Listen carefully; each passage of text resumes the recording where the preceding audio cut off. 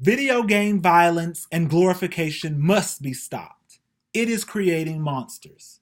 This was a December 2012 tweet from President Donald Trump. With school shootings, mass shootings on the rise in America here in the past years, it has been started and a movement has been started to eliminate and eradicate the more violent games, video games. There was a study that was done that showed that the US has an increase in violence over the past decade than any other country in the world. And while it shows this study, it also shows that the other countries compared are also selling and making revenue from the same video games, violent video games, that children here in the US are playing. Now, I enjoy playing video games, as even the violent ones, as much as the next person. But I've done some research and there is no evidence that shows video games cause violence. So, what is the problem here? Two things. There is a lack of parental monitoring, and there is a lack in regulation and reinforcing and restricting certain people, certain ages from buying video games, these violent video games. There was a link that is called violent imaging that has been found between violent video games and aggressive thoughts. Thoughts of aggression that says you can even read a sad book like The Lovely Bones or Where the Red Fern Grows, and this sadness over time will fester into depression. So with that idea in mind, a sad book can ultimately lead to depression. It's the same thing what they're saying. Playing a violent video game can lead to someone picking up a gun and creating a mass murder. It doesn't make sense. The first issue here is that we need to have more parental monitoring. Parents need to monitor what it is that their children are playing. We reinforce monitoring with shows. You know, some kids are not allowed to watch SpongeBob because parents feel that it sends the wrong message. So if we can say that we want to restrict children from watching certain shows, why are we as parents not restricting the types of video games that they are playing? Sometimes kids are playing these video games 3, 4, 5+ hours a day. That can have an impact on them, but we need to dig deeper and say, well, if it's not creating violence, then what is the reasoning for them playing this video game? A study by Dr. Christopher Johnson looked into children that were playing violent video games.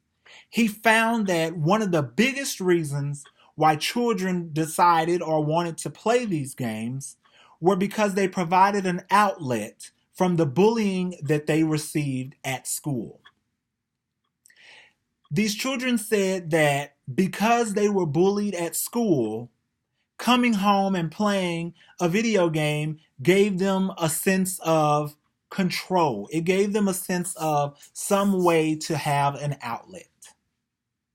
If we would take the time out to sit back, talk to our children before buying these games and say, why do you want this game? How does it make you feel when you play it? We might find out these things. We might find out that they're being bullied. So the violence does not come from the video game. The violence comes from the suppressed anger that the child is feeling, which is relieved through playing the video game.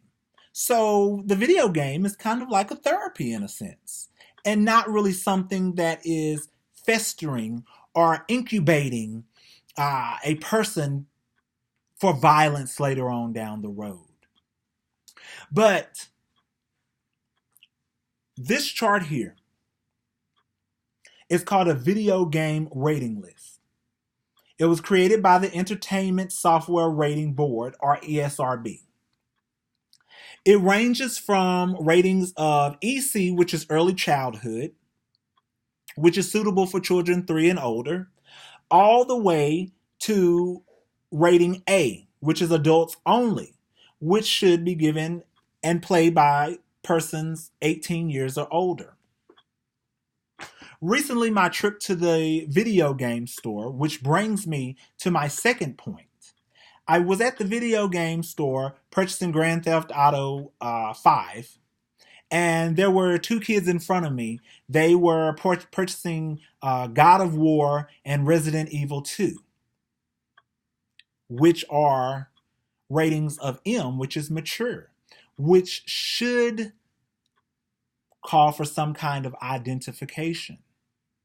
The sales rep did not ask for any identification from these kids. He simply rang up both of these games, put them in a bag, gave them to them, and told them, have a good day.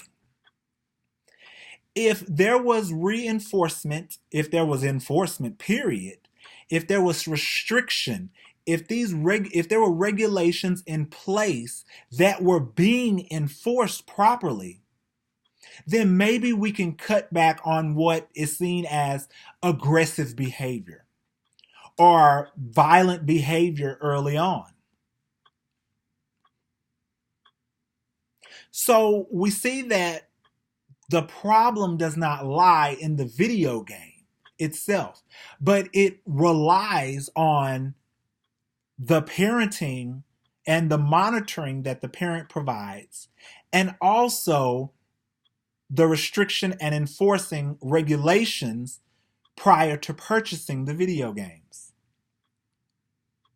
If we could get these things under control, then we can get down to what the problem is, and we can have a fuller and a better understanding of what is causing the violence, and not just saying that, well, violent video games are making someone violent.